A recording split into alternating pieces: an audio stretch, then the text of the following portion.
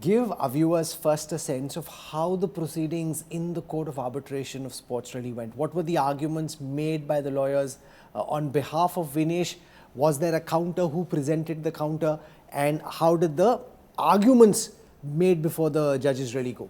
Well, it's very interesting because if you look at the rule book, and this is what the UWW, the United World Wrestling Federation, is arguing over, that they followed the rules to the T. So there is no ambiguity there. They haven't twisted the rule in anybody's favor, and there is enough precedent in the previous Olympic Games where wrestlers have been disqualified even for, we were talking about 100 grams, even when they were weighing about 50 grams. So they are on a strong footing, or at least started off on a wrong footing, on a strong footing. Why is it that over the 3 hours of hearing has the verdict been pushed to about 3 days now? 3 extensions we've already had. That's not happened with the Court of Arbitration for Sports. Usually 24 hours is all they take to come in with the interim order. Of course, the detailed order takes time to come. Why is it? And what we're picking up, there are 3 basic areas that the Indian side in the argument are highlighting. One, of course, pertains to the more human angle. What they're arguing is that, listen, it's a fundamental right. She needed to, look after her recovery. Otherwise, she could have had certain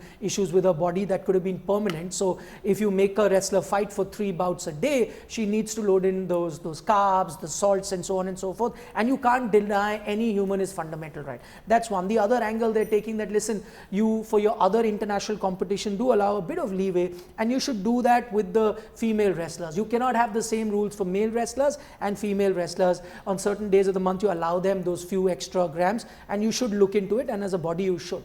But I think the most interesting bit that they've picked up is in terms of the rules, and there is a lacuna there in the rules which they're trying to look at, is the fact that, as you know, wrestling is the only sport where the bronze medal is not decided by the 2 losing semi-finalists. You have to look at the chain, and the wrestler that reaches the final, the chain that he's beaten, they compete to be the 3rd best in the round.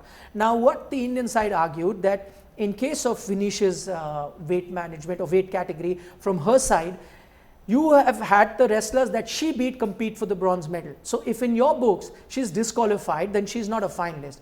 And then the finalist who replaces her, the Cuban wrestler in Lopez, all the wrestlers she beat should ideally be then competing for the bronze medal match.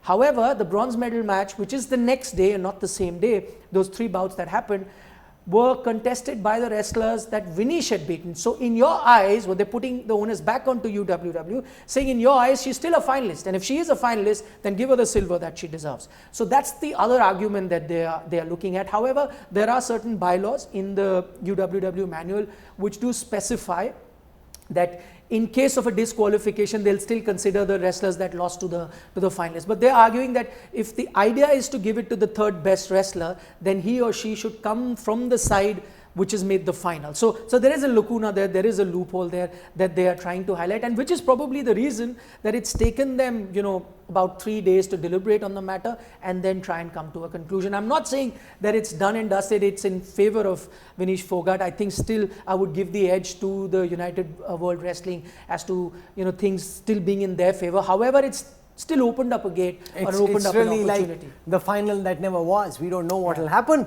and we just need to have our fingers crossed and wait.